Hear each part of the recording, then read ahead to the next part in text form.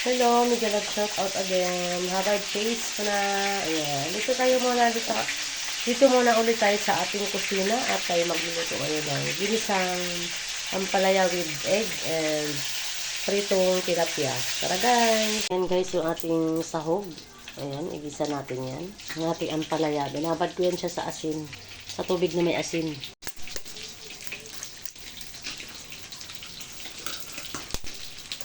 Ayan. Tatlong egg ilagay natin para cute. Para yan sa ating ampalaya. Okay, magigisa na tayo.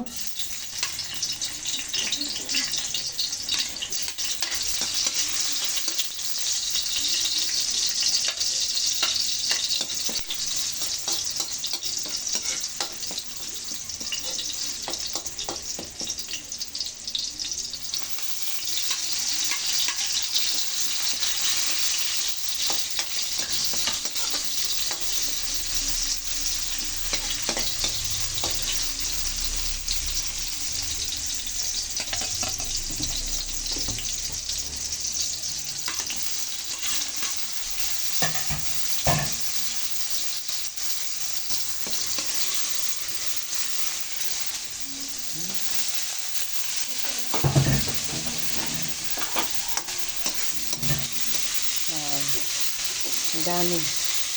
Isang peraso lang yan guys, pero ang dami pala pang hiwa na siya.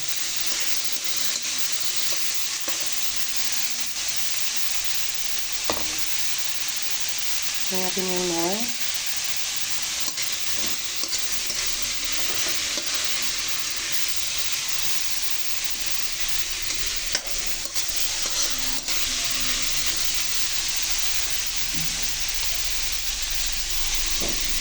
Yung egg. Ayan.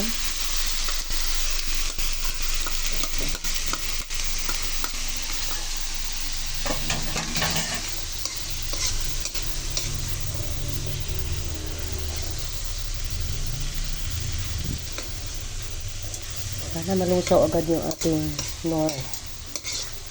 Nor. Wow. Sarap. Ito yung masarap na ulam sa maambon-ambon na panahon.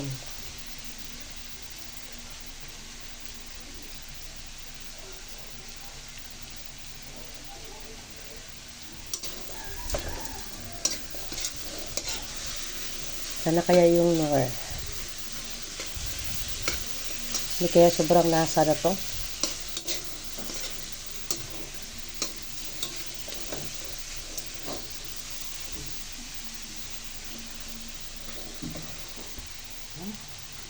Ulit natin ang update kasi ang init.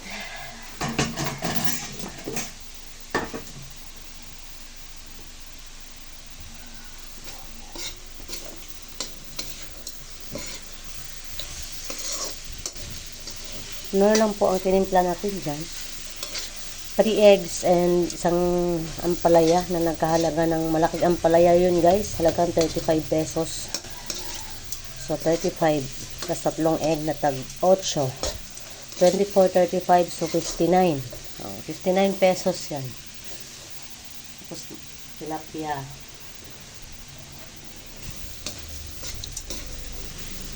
Ang tilapia ko is 70. 125, 129 o 130. Diba? Sold na. Pwede na yan kasi yung ating ampalaya ay hindi natin pwedeng lutong-luto.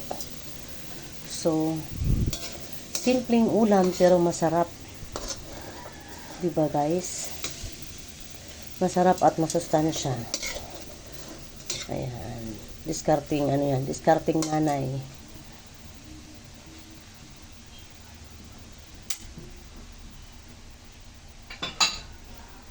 Okay. Mabilisang luto. Para makadutot pa tayo sa YT. Pero habang nagluluto ako ay nakatambay tayo sa mga live stream ng aking partner. Kasi di ko alam na mag-live siya. So namalingki ako kasi gusto ko rin maggulay. Yun pala ay mag-live siya. So, sinambayan ko na lang muna.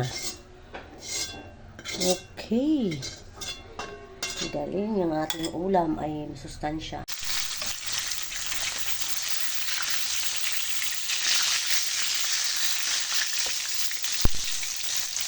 Hawa yung ating kawali. Hawa yung ating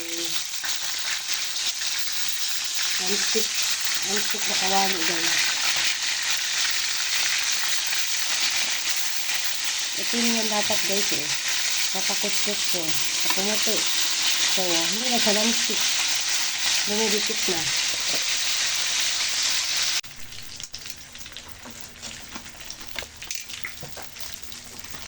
Ayan yung ating tilapia. Yummy, yummy. Buhay po yung tilapia natin, guys, na binili natin. Kaya malasa yan. Fresh and fresh. Okay. Ayan, kawawa yung kawali ang itim. Okay. Yan na po ang ating ulam. Yan, kain na tayo, guys. Yan, nakalimutan ko yung sausawan. Yan. Before everything, yung sausawan natin sa tilapia, maanghang.